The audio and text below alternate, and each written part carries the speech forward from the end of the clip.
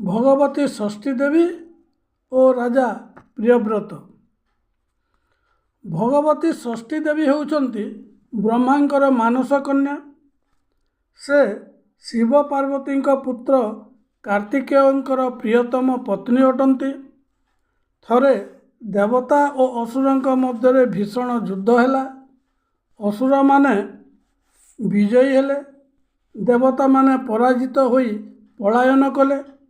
ସେତେବେଳେ ଭଗବତୀ ଷଷ୍ଠୀ ଦେବୀ ତାଙ୍କ ପକ୍ଷ ନେଇ ସେନାପତି ହେଲେ ଏବଂ ଅସୁରମାନଙ୍କୁ ସଂଗ୍ରାମରେ ପରାସ୍ତ କଲେ।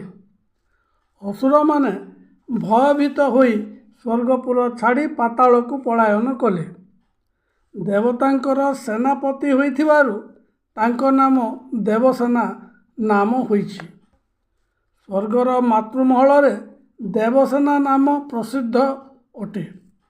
ସେ ସମସ୍ତଙ୍କୁ ସତ୍ୟ ପଥରେ ପରିଚାଳିତ କରନ୍ତି, ଭକ୍ତମାନଙ୍କର ମନୋବାଞ୍ଛା ପୂର୍ଣ୍ଣ କରନ୍ତି, ସମସ୍ତଙ୍କୁ ଉତ୍ସାହିତ କରନ୍ତି। ତାଙ୍କ ଦୟାରୁ ଦରିଦ୍ର ଲୋକ ଧନ, ସନ୍ତାନହୀନ ବ୍ୟକ୍ତି ସନ୍ତାନ ଓ ନିରାଶ୍ରୟଜନ ଆଶ୍ରୟ ଲାଭ କରିଥାନ୍ତି। ନବଜାତ ଶିଶୁକୁ 6 ଦିନ ପୁରିଲେ ଷଷ୍ଠୀ ଦେବୀଙ୍କର ବନ୍ଦନା କରାଯାଏ। ଶିଶୁ ନିରୋଗ ଓ ଦୀର୍ଘାୟୁ ରହିବା ପାଇଁ ତାଙ୍କୁ ପ୍ରାର୍ଥନା କରାଯାଏ।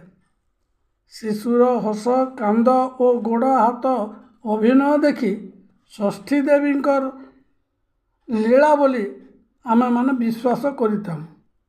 ଷଷ୍ଠୀ ଦେବୀଙ୍କର ପ୍ରଥମ ଓ ପରମ ଭକ୍ତ ହେଉଛନ୍ତି ରାଜା ପ୍ରିୟବ୍ରତ।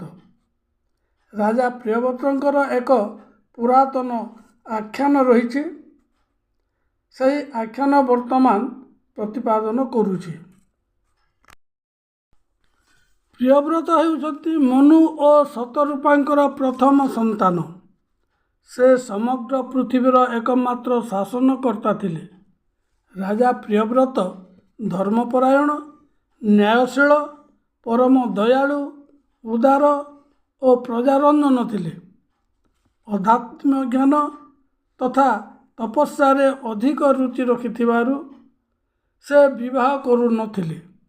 କିନ୍ତୁ ବ୍ରହ୍ମଦେବଙ୍କର ଆଦେଶରେ ସୃଷ୍ଟିର ବିସ୍ତାର ପାଇଁ ସେ ବିବାହ କରିବାକୁ ରାଜି ହେଲେ। ଅନେକ ବର୍ଷ ବିତିବା ପରେ ମଧ୍ୟ ତାଙ୍କର କୌଣସି ସନ୍ତାନ ହେଲା ନାହିଁ। ତେଣୁ ମହର୍ଷି କଶ୍ୟପ ତାଙ୍କ ଦ୍ୱାରା ଏକ ପୁତ୍ରେଷ୍ଟି ଯଜ୍ଞର ଆୟୋଜନ କଲେ।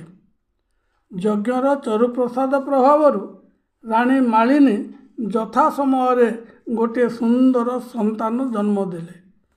କିନ୍ତୁ ପୁତ୍ରଟି ଗର୍ଭ ଭିତରେ ମୃତ ହୋଇଯାଇଥିଲା। ରାଣୀ ମୃତ ସନ୍ତାନକୁ ଜନ୍ମ ଦେଇ କାନ୍ଦି କାନ୍ଦି ମୂର୍ଚ୍ଛିତ ହୋଇପଡ଼ିଲେ। ରାଜା ପ୍ରିୟବ୍ରତ ମଧ୍ୟ ଦୁଃଖରେ ଭାଙ୍ଗି ପଡ଼ିଲେ। ରାଜ ପରିବାରରେ ଶୋକର ଲହରୀ ଖେଳିଗଲା। ସମସ୍ତଙ୍କର ଆଖିରେ ଲୁହର ବନ୍ୟା ଛୁଟୁଥାଏ। ରାଜା ମନେ ମନେ ଚିନ୍ତା କଲେ, ମୁଁ ବଡ଼ ଅଭାଗା। କେଉଁ ମନ୍ଦ କର୍ମର ଫଳରେ ମୋତେ ଏପରି ଦାରୁଣ ଦୁଃଖ ଭୋଗିବାକୁ ପଡ଼ିଲା।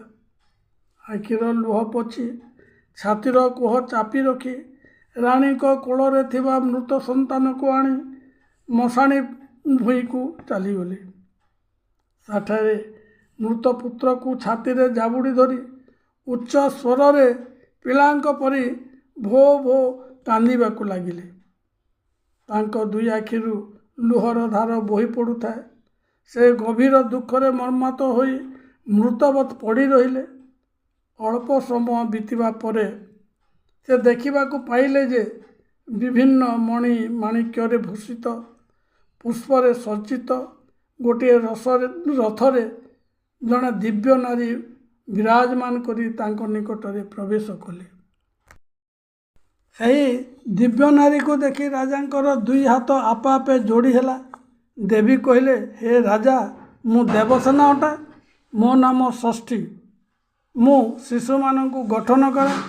ସେମାନଙ୍କର ସୁରକ୍ଷା, ସ୍ୱାସ୍ଥ୍ୟ, ଦୀର୍ଘାୟୁ ତଥା ବିକାଶର ଦାୟିତ୍ୱ ମୋ ହାତରେ ରହିଛି। ନିଜ କର୍ମର ପ୍ରଭାବରେ ଆଜି ତୁମେ ପୁତ୍ରହରା ହୋଇପଡ଼ିଛ। ନିଜର କୃତକର୍ମକୁ ନେଇ କିଛି ଲୋକ ସନ୍ତାନହୀନ ହୋଇଥାନ୍ତି। କିଛି ଲୋକ ସନ୍ତାନ ଜନ୍ମ ଦେଲା ପରେ ସନ୍ତାନଟି ମୃତ୍ୟୁବରଣ କରେ। ଆଉ କିଛି ଲୋକ ଉତ୍ତମ ସନ୍ତାନ ଲାଭ କରନ୍ତି। ସୁଖ ଦୁଃଖ ଆନନ୍ଦ ବିଷାଦ ସମ୍ପତ୍ତି ବିପତ୍ତି ଆଦି କର୍ମାନୁସାରେ ଭୋଗିବାକୁ ପଡ଼ିଥାଏ। ତେଣୁ ସମସ୍ତେ ଉତ୍ତମ କର୍ମରେ ପ୍ରେରିତ ହେବା ଉଚିତ। ବର୍ତ୍ତମାନ ତୁମେ ନିଜର ମନ୍ଦ କର୍ମର ପରିଣାମ ଭୋଗ କରିସାରିଛ। ତେଣୁ ମୋର ଅଘୋର ଦର୍ଶନ ଲାଭ କରିଛ।